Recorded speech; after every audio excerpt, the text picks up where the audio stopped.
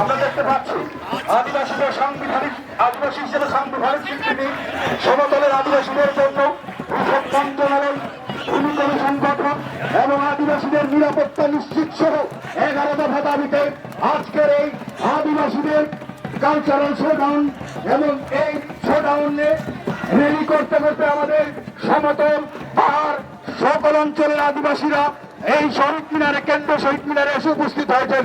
সংগ্রামী বন্ধুগণ, আপনারা জানেন পাহাড় এবং সমতলে সারা বাংলাদেশে প্রায় 54টির অধিক আদিবাসী জাতিগোষ্ঠী বসবাস করে। এই আদিবাসীদের আদিবাসী হিসেবে সাংবিধানিক স্বীকৃতি এবং পাহাড়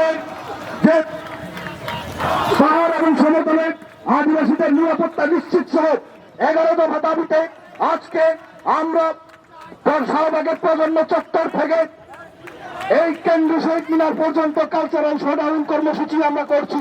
সংগ্রামী বন্ধুগণ, সুপ্রিয় সদী, সমতল অঞ্চলের আদিবাসীদের পক্ষ থেকে সদ্য গঠিত অন্তর্বর্তীকালীন সরকারকে আমরা শুভেচ্ছা এবং অভিনন্দন জ্ঞাপন করছি। সংগ্রামী বন্ধুগণ, আপনারা জানেন আমাদের এই বাংলাদেশ বহু ভাষা, বহু জাতি এবং বৈচিত্র্যপূর্ণ সংস্কৃতির একটি দেশ।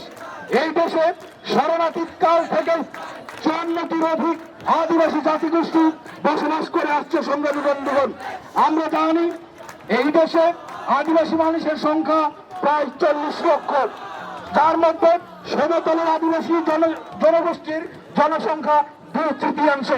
সংগ্রামী বন্ধুগণ, আপনারা এটাও জানেন বাংলাদেশের মহান মুক্তিযুদ্ধ সহ 52-এর ভাষা আন্দোলন, ব্রিটিশ বিরোধী আন্দোলন, তঙ্ক আন্দোলন, সান্তাল বিদ্রোহ, গারো বিদ্রোহ সহ অনেক আন্দোলনে এই দেশের আদিবাসীদের অসামান্য অংশগ্রহণ এবং অবদান রয়েছে।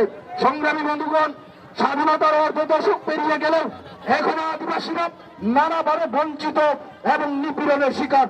সংগ্রামী বন্ধুগণ, বাংলাদেশের এই পরিস্থিতিতেও আদিবাসীরা নানান সংকটের মধ্য দিয়ে যাচ্ছে।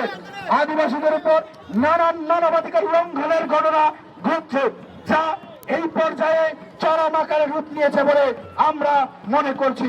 সংগ্রামী বন্ধুগণ, আদিবাসীরা এই দেশের সবচেয়ে পিছিয়ে পড়া প্রান্তিক জনগোষ্ঠী এবং সুবিধাবঞ্চিত জনগোষ্ঠী। এই দেশের আদিবাসীদের অস্তিত্ব অত্যন্ত বিপন্নের পথে।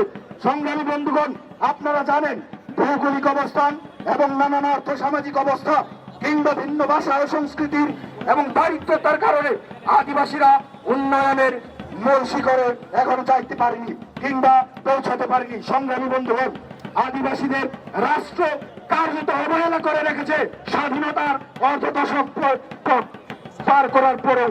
সংগ্রামী বন্ধুগণ, আদিবাসীদের এই দীর্ঘকাল ধরে নানান বঞ্চনার এবং নিপীড়নের শিকার হতে হতে